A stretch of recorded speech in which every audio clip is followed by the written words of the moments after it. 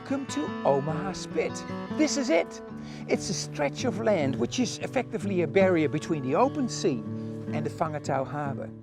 Now it's here that some very special shorebirds feed, roost and breed.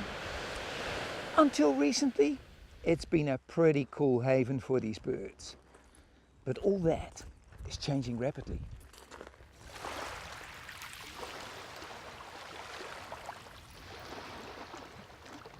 Now, most of our shorebirds are not just native, they're actually endemic. That means they only occur here in Aotearoa in New Zealand.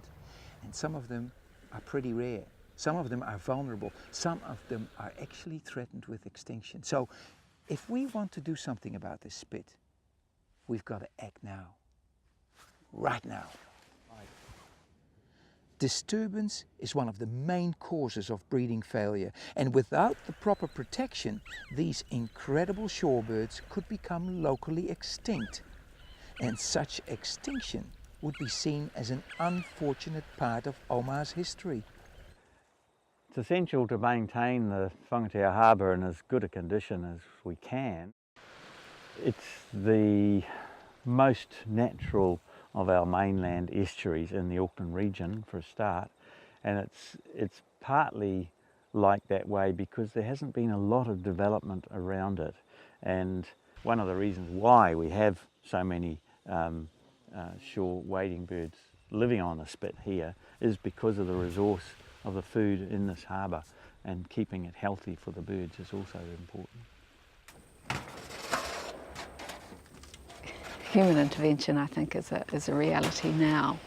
There may be areas of coastline where these birds live that are relatively predator-free, but it's not really a reality here. Most people will be familiar with the exotic predators that have an impact on our native wildlife. It's the usual lineup of rodents like rats and mice, as well as mustelids, such as stoats, ferrets and weasels.